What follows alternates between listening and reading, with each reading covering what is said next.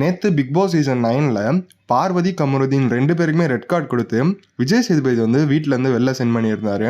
Already 2 பேர் evict ஆனதால் இன்னைக்கு எவிக்ஷன் இருக்குமா அப்படின்னு சொல்லிட்டு சில பேருக்கு டவுட்டாகவே வந்து இருந்துச்சு. ஆனால் அன்அஃபிஷியல் ஓட்டின் படி சுபிக்ஷா தான் வந்து லாஸ்ட்டில் வந்து இருக்காங்க. அதுபடி பார்க்கும்போது இன்னைக்கு சுபிக்ஷா போகிறதா தான் வந்து இருந்துச்சு. சண்டே அதுவுமா பிக் பாஸ் சைட்லேருந்து காலைல வந்து ஒரு ப்ரோமோ வந்து ரிலீஸ் பண்ணியிருந்தாங்க. அதில் விஜய் சேதுபதி இப்போ இருக்க எல்லாருமே வந்து ஃபைனலுக்கு டிசர்வ் ஆன கண்டஸ்டன்ஸ் தான், இதுலேருந்து யார் வெளியே போனாலும் அவங்க டிசர்வினான கண்டஸ்டன்ஸ் தான் அப்படின்னு சொல்லிட்டு விஜய் சேதுபதி இன்னைக்கான எலிமினேஷன் கார்டை வந்து வெளியே எடுக்கிறாரு.